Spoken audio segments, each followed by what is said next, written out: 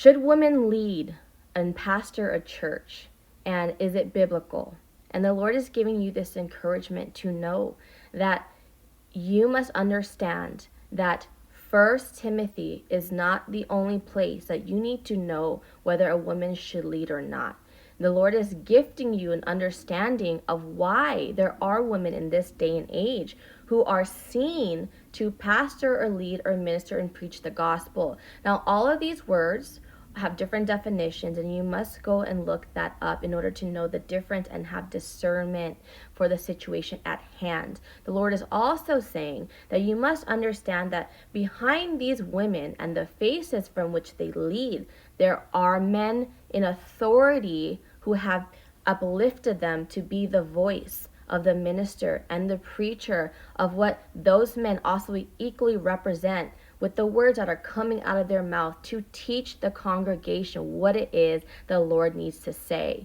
Now, to understand this, you need to have an open mind and heart and have the true fruit of the Spirit and not just debate back and forth, as that is disruptive and divisive and literally an abomination to the Lord amongst his people. You must see his full Bible in context to know when the Lord elects with grace specific women to have authority to lead, preach, and pastor. All right, so let's go ahead and consider me. I'm going to throw myself out here as an example.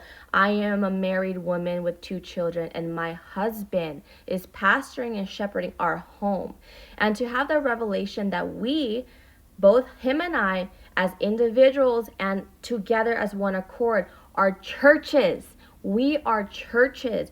Everywhere we walk, let us be a light, unable to hide like a lamp on a lamppost on a hill, uncovered. Right? Let us be that light for those to see who we are as we gift them the light of Jesus Christ and become the salt of this earth. Now, with all of that being said, let's go to examples. Let's go to the beginning of Adam and Eve. The Lord is saying to you that he elects specific women in authority depending on their faith within the environment that he is needing to uprise a leader for his word, for his gospel, for his understanding, and all of his works only. And so he is saying that between Adam and Eve, Eve was more receptive to the things of the world, right? That is why the serpent went to her first, because she was receptive to the things of the world. And so unfortunately, she was deceived. But remember, God allows evil for his good works and his works only. And you have to understand that Satan has no ability and law that isn't under God to go and disperse his evil doings without the Lord's approval. You need to know that God is our God, who is the ultimate God and has control over every single thing that is done on this earth. And below all the heavens, he is the one in control of everything, and he redeems all things for good. So now, with that being said, he has given Adam a partner, which is Eve. So now they are together, and they are the ones under one accord, under God's submission, right? Now we move forward, and God is saying that why did he appoint Deborah? Why? If you go and read Deborah, she was a lawyer, and she was appointed, ordained, and commissioned by the Lord to lead and authorize and exercise her authority over men in that day.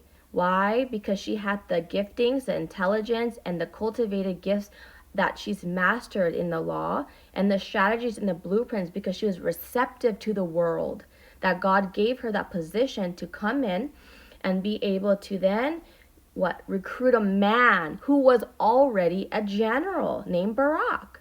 This man was already leading.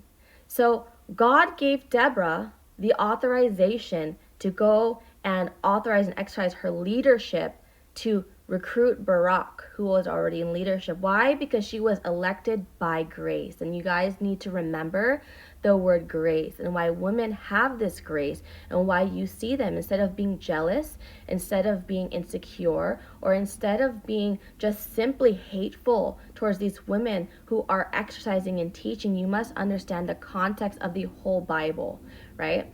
So now we move forward. Deborah was in position, elected by grace. Now, who else was elected by grace besides Deborah? Well, we can look in Mother Mary. She was elected by grace. Archangel Gabriel came and ministered to her the word that she is going to be the vessel that the Son of Man, God coming into flesh, was going to use. And let's move forward into continual history in their future. That who else was elected by grace to be the first disciple?